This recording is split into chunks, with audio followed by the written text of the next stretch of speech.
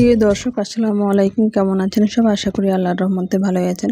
চলে এলাম আজকে একটা নতুন রেসিপি নিয়ে। চলুন তাহলে দেখি না আজকে রেসিপিটি। আজকে বানিয়ে নেব মসুর ডালের তরকা রেসিপি। আমরা অনেক রকমের তরকা খেয়ে থাকি, কিন্তু এরকমভাবে মসুর ডাল দিয়ে তৈরি করুন, এটাও কিন্তু দুর্দান্ত স্বাদের হয়। এর জন্য প্রথমে আমি ওভেনে একটা কড়াই বসিয়ে কড়াইটা ভালোভাবে গরম করে নিয়ে এখানে সরিষার তেলটা দিয়ে দিলাম। সরিষার তেলটা ভালোভাবে গরম হয়ে গেছে।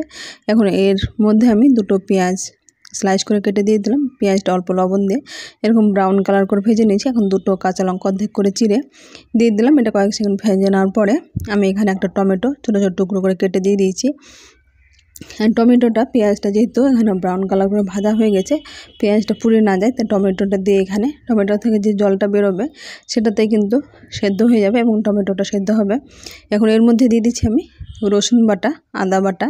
যে মশলাটা ভালোভাবে আমি কষতে থাকবো যাতে রসুন আদার কাঁচা গন্ধটা না থাকে, ততক্ষণ আমি এরকম ভাজতে থাকবো। ভাজা হয়ে গেলে এখন এর মধ্যে আমি দিয়ে দিচ্ছি স্বাদ মতো লবণ। যেহেতু এখন ডালটা দেওয়া হবে, আর দিচ্ছি অল্প পরিমাণে হলুদ। মসুর ডালের মধ্যে যদি বেশি এখানে হলুদের প্রয়োজন হয় না।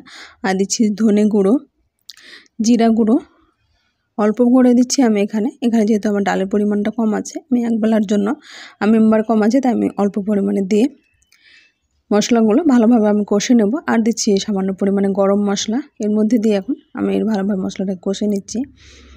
মশলাটা কষতে কষতে কিন্তু টমেটোটা ভালোভাবে সেদ্ধ হয়ে গেছে, দেখে বুঝতে পারছেন। সাইড থেকে কিন্তু তেল ছেড়ে দিয়েছি। এইদিকে আমি 1 কাপ মসুর ডাল নিয়েছি। মসুর ডালটা কিন্তু গোটা আছে, ডালটাকে আমি আধ ঘন্টা আগে ভিজিয়ে রেখেছিলাম।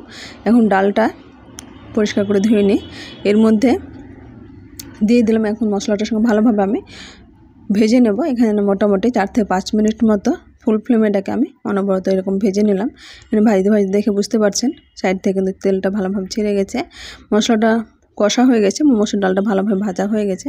এখন এটা নেড়ে চেড়ে অল্প পরিমাণে জল দিয়ে ঢাকা দিয়ে রেখে দিয়েছিলাম। এটা ভালোভাবে একটু ভালো ভাজা ভাজা এবং সেদ্ধ হবে। আমি ঢাকা দিয়ে এটা রেখে দিয়েছিলাম 4 থেকে 5 মিনিটের জন্য মিডিয়াম ফ্লেম করে। এখন এর মধ্যে আমি 2 কাপ জল দিয়ে দেবো। এটা আমি কফি কাপের জল দিয়েছি, আর ওটা 4 কাপের মেপে আমি 1 কাপ ডাল দিয়েছিলাম। এখানে 2 কাপ, যেহেতু অল্প পরিমাণে আগে আমি দিয়েছিলাম। এখানে টোটাল 3 কাপ জল দিলে এখানে তরকারিটা মাখা মাখা হবে এরকম। এখন এটা আমি ঢাকা দিয়ে রেখে দেবো। কিছুটা আমি ধনেপাতা কুচানো উপর থেকে ছড়িয়ে দিলাম। এখন ঢাকা দিয়ে এটা রেখে দেবো। অন্যদিকে এটা মোটামুটি আমি 10 মিনিটের জন্য রেখে দেবো। প্রথমে আমি মিডিয়াম ফ্লেম করে নিয়ে ঢাকা দিয়ে রাখছি 5 মিনিট, তারপরে আমি 5 মিনিট রেখে দেবো। আরও মিডিয়াম ফ্লেম করে নিয়ে এইদিকে ওভেনে একটা ফ্রাই প্যান বসে এখানে আমি রসুন থেতো করে নিয়ে এরকমভাবে ভেজে নিলাম। রসুনের ফ্লেভারটা কিন্তু খুব সুন্দর আছে। আর 10-12টা কারি পাতা, সরিষা, গোটা জিরে। এখন রসুনটা সবগুলো ভাজা হয়ে গেছে। এখন সাইডে আমি যেহেতু বড় ফ্রাই প্যান আছে, তাই আমি সব দিকে এটা ছড়িয়ে দিয়ে রসুনটা আগে ভেজে নেওয়ার পরে আমি সরিষা, কারি পাতা সবগুলোকে ভেজে নিলাম, গোটা জিরে। এখন একটা ডিম আমি ভেঙে, এগুলো ভাজা হয়ে গেছে। এখন গোটা একটা ডিম ভেঙে দিয়ে এর মধ্যে একটু লবণ দিয়ে এরকমভাবে আমি ভেজে নিলাম। ডিমটা আমি ততক্ষণ ভেজে নিচ্ছি যতক্ষণ আঁশটা গন্ধটা না যায়। এরকমভাবে ডিমটা আমি ভেজে নিলাম। এখানে একটু তেলের পরিমাণটা বেশি দিতে হবে যাতে আঁশটা গন্ধটা না থাকে। ডিমটা ভালোভাবে ভাজা হয়ে গেছে, ওভেন বন্ধ করে দেবো। এইদিকে ঢাকনা উঠে দেখে নিচ্ছি, ডালটা কিন্তু পুরোপুরি সেদ্ধ হয়ে গেছে, দেখে বুঝতে পারছেন।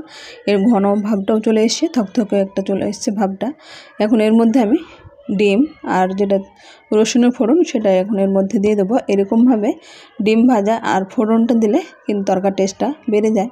এখানে মনে হচ্ছে লবণটা টেস্ট করে কম আছে, তাই একটু পরিমাণে লবণ আমি দিয়ে দিলাম।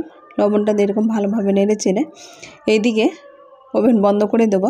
অন্যদিকে যে ফ্রাই প্যানে আমি ভেজে নিলাম ফোড়নগুলো, সেগুলোর মধ্যে ফ্রাই প্যানের মধ্যে আমি দিয়ে দিলাম আর কিছু পরিমাণে তেল। সরিষার তেলটা গরম হয়ে গেছে। এখন এর মধ্যে আমি দিয়ে দিচ্ছি হলুদ গুঁড়ো আর কাশ্মীরি লঙ্কার গুঁড়ো। এখানে চাইলে আপনার শুকনো লঙ্কার গুঁড়ো নিতে পারেন। এখন আমি ওভেনটা একেবারে বন্ধ করে দিয়ে তেলের মধ্যে এগুলো দিয়ে আমি একটা সার্ভিং বাটিতে উঠিয়ে নিয়েছি। এর মধ্যে উপর থেকে দিয়ে দিলাম। এটা জাস্ট দেখতে ভালো লাগবে, লাল লাল একটা ভাব আসে আর ফোড়নে একটা টেস্ট আলাদাই আসে, তাই এরকমভাবে আমি তৈরি করে নিলাম।